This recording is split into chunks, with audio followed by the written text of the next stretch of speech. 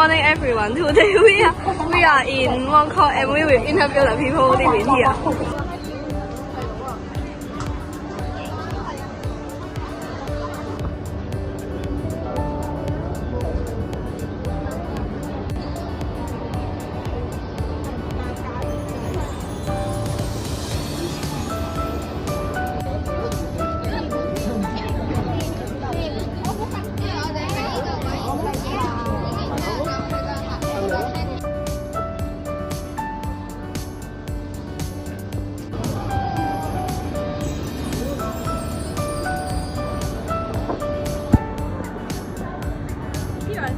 唔使。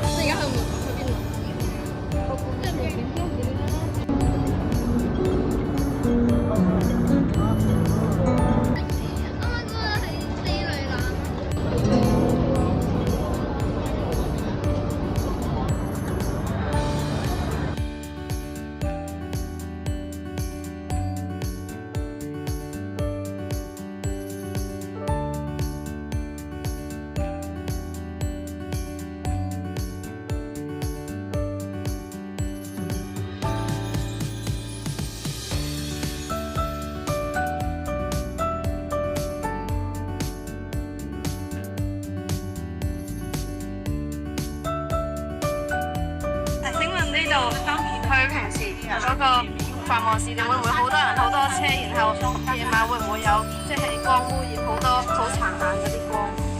光咧就不嬲都有㗎啦，係咪先？嘈咧就唔係好嘈啫，有時有人有聽，有人喺度唱歌咯，係啦。咁啊車嘅話咧就通常嚟講嘅話就人多㗎啦，車嘅就一時時嘅啫。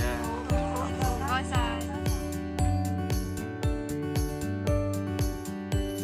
請問呢度繁忙時段會唔會有好多車好多人？以前會多啲，而家少咗。咁跟住夜晚會唔會好嘈？夜晚而家唔嘈㗎啦。朝頭早係咯，朝頭早會唔會好嘈咯？朝頭早咧，我哋10點鐘開工嘅。旺角咧，基本上上晝咧就唔會嘈嘅。即係因為通常都晏晝12點後先會出現比較嘈嘅地方。